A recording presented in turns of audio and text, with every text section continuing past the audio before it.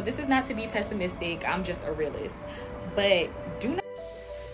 So, my husband and I were having a conversation today, and we were just Actually unbearable how broke everyone is. Hear me out. I went ahead and got this juice and it's $2.59.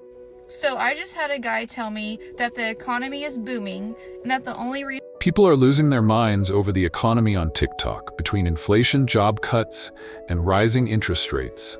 It's no wonder people are feeling stressed and anxious. Let's dive into the world of economic chaos and see what's got everyone so worked up. And yeah, one more thing. Subscribe, otherwise economy will collapse. This is what I'm struggling with in America right now in my 20s. Why is everything so expensive? Why am I making more money waitressing than I would make using my college degree? I barely have a life. I have 2 days off and I work Wednesday to Sunday, doubling just to pay my bills. At 22 years old, all of my bills are in my name. I have no help. How are y'all affording housing? In Myrtle Beach, a 1-bedroom apartment is $1,500. Bullshit. How are y'all getting insurance, going to the doctor, getting medicine? And then some of us are trying to be TikTok influencers. Who knows where that's going to get me? Me and my boyfriend are saving, but we barely see each other during the week, and it feels like we're working our asses off for nothing. Do we need to move somewhere for a better job opportunity that we don't know about? Do any of y'all really know what you want to do with your life right now? It is so scary being in America right now. If you can relate to this, if you have any advice, please comment and let me know. It's ridiculous. This is not to be pessimistic, I'm just a realist. But do not feel bad for doing what you have to do in this economy. I've been seeing people post about how they had to give up their new car or how they had to go back to a 9-to-5 after doing entrepreneurship, move back in with their parents. And I know that it sucks. I just wanted to stress to you that it's not your fault. It's really the economy. As a millennial who lived through pre-pandemic and then now, it was totally different. Yes, I was able to pay off my car, but my car note was $300 a month. It was only $16,000 for a brand new car at that time. You can't find a brand new car for that price anywhere. Another thing too, when I was paying rent, it was $800 back in 2017, 2018. And that was for a 3-bedroom. That same apartment right now is $1,400 a month for a 1-bedroom. House prices, I could literally write an essay. I could write a book. The interest rates, of course, were way lower, but the house prices were not crazy. I bought my house for $165,000.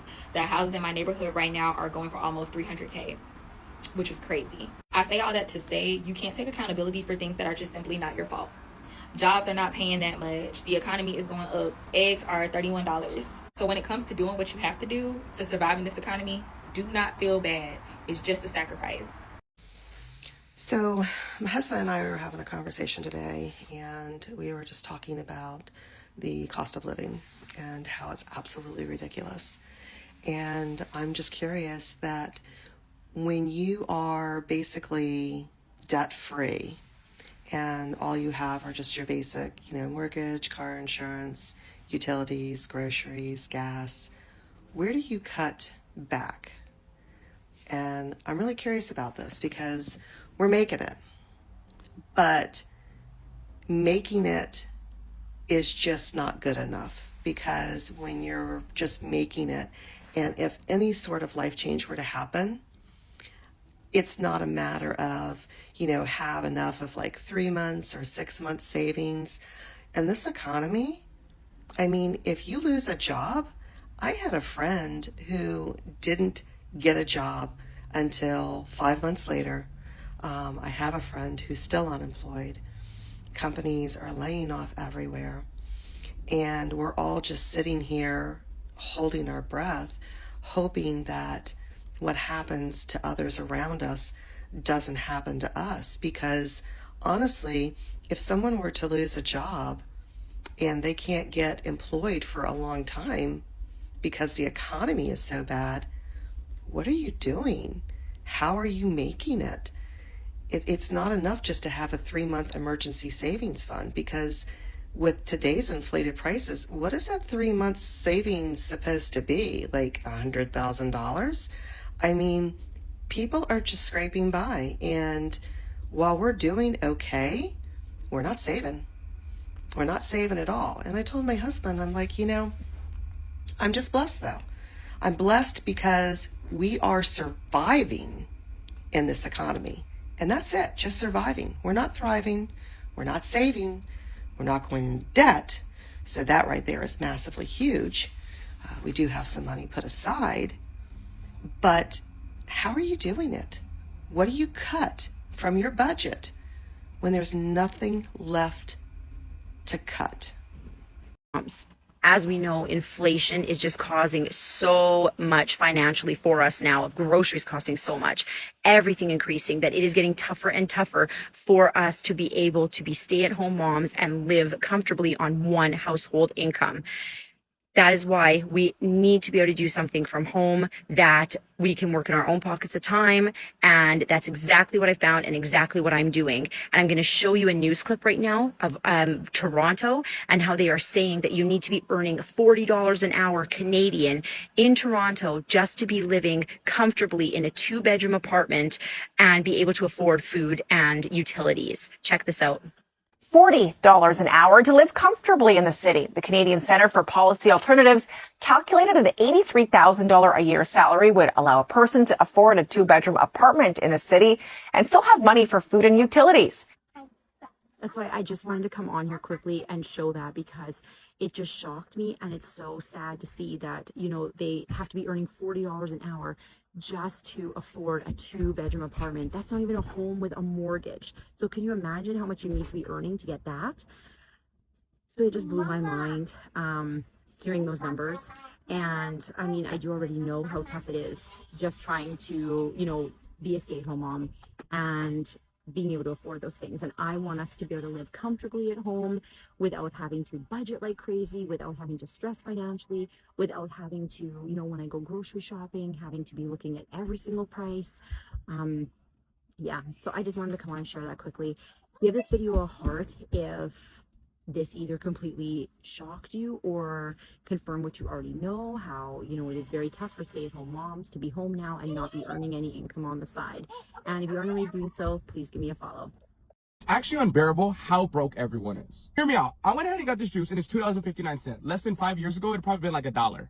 Not to mention, every single city's rent is extremely high. What I mean by that is places where you used to pay like $750 a month for rent for a 1-bedroom are easily going for $1,300, $1,400 a month, which doesn't add up, especially given the fact that no one has been getting a raise or the pay has not gone up from any company since then. On top of that, no one can even afford houses. Where I live in Las Vegas, a house averages about $300,000 to $400,000. Now, I don't know about you, but I don't have that much money just sitting in my pocket. That's not including utilities, bills, food, water. There's all kinds of stuff that goes into it. I was thinking, no one even has wills these days, right? People die. There's no wills. You know, back in the day when you'd see people in the movies and they would be holding up a will and the lawyer would be reading the family the will? That ain't happening no more because nobody has any money. Not to mention, on top of that, the government's trying to tax us on everything. Like gas, you're getting taxed. You want to breathe air, you're getting taxed. You want to drink some water? You're getting taxed. It's so crazy to think that our country's trillions of dollars in debt. And it's like, how? Because you're taking every single penny we got. Not to mention, not trying to get political, but there's a 25% tariff coming on other countries. So that's just going to make everything even more high. If I spend $78 at the grocery store, I only get like 4 things from my refrigerator. I don't know if y'all be reading and paying attention to the news, but the economy is in a terrible spot right now. I mean, you got major retail stores that are closing up hundreds of locations just this year. You got Walgreens closing over 150 stores. You got Macy's closing over 100 stores. Foot Locker closing over 400 stores. CVS Pharmacy is closing 900 stores. Family Dollar closing 600 stores. Rue 21 closing 540 stores. I mean, the list goes on and on, from Best Buy, Dollar Tree, Express, even Walmart is closing down 7 of its supercenters. On top of that, you have the major layoffs, like Google done already laid off almost 12,000 people. eBay just laid off 1,000 people. Microsoft just laid off 1,900 people. UPS just laid off 12,000 people. Like, bro, it's only May. Even Tesla is laying off over 10% of its entire workforce. Oh yeah, and I forgot to mention Apple, a company that's worth $2 trillion, is closing 400 of its retail locations this year. I couldn't even tell y'all what all of that means because truthfully, I don't even know myself. But if you anybody like me, you will find it ironic that it's all happening at once. But y'all let me know what y'all think. A few days ago, me and my husband, we live in an apartment community, and our neighbors across the street, we saw the office had like put like a huge paper on their door saying like, you haven't paid rent, this is the amount that you owe and stuff, and like it was hard not to see. And then like 3 days later we saw like a vacate notice, and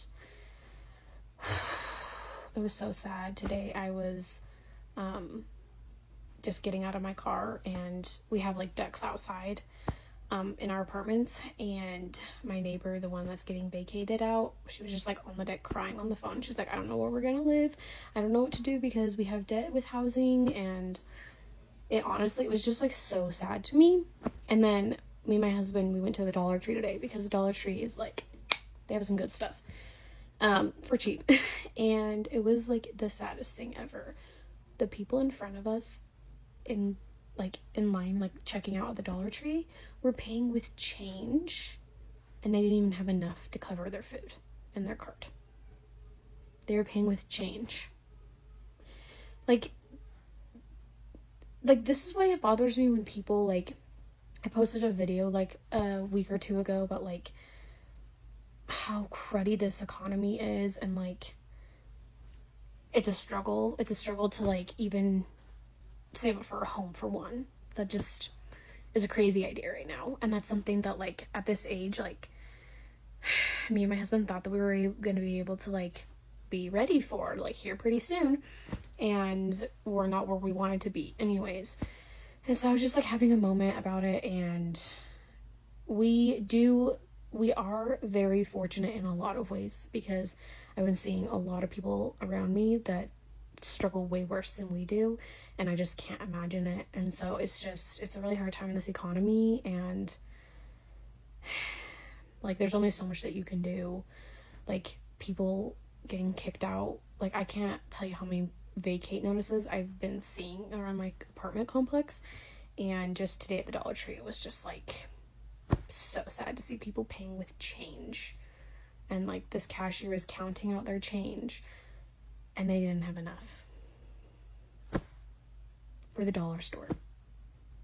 And I guess some people want to look at that and say, like, well, maybe you're not, smart with your money. But I honestly think just like a lot of people are struggling, and just rates and inflation are just so bad right now. Like, the interest rate to get a house or a car right now is like around 7%. I think it's gone a little bit down. It got up to 8, which is insane. But it's not all about how you spend your money these days. Like, it is an economy problem. Like, and it's everywhere. And like, I don't really like to get too much into politics on social media because it causes a lot of like fighting and arguing, but like something's got to change. Like, our options as candidates for president for this country is embarrassing.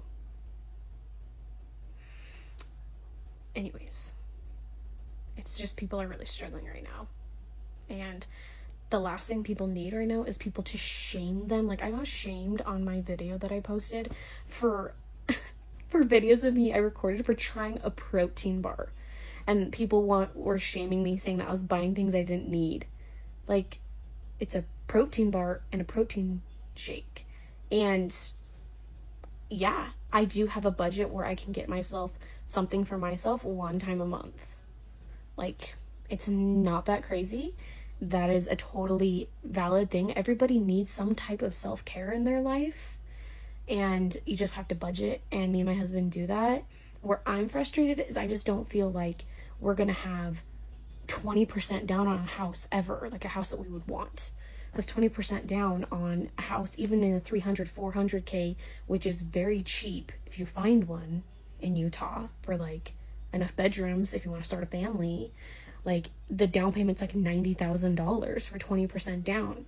Or if you don't want to pay that, then you have to pay like $4,000 a month before utilities. Like, it's insane. So I don't know, just be kind. So I just had a guy tell me that the economy is booming, and that the only reason people are struggling is because they're not working hard enough. Yep, so for all of us struggling, we're just not working hard enough.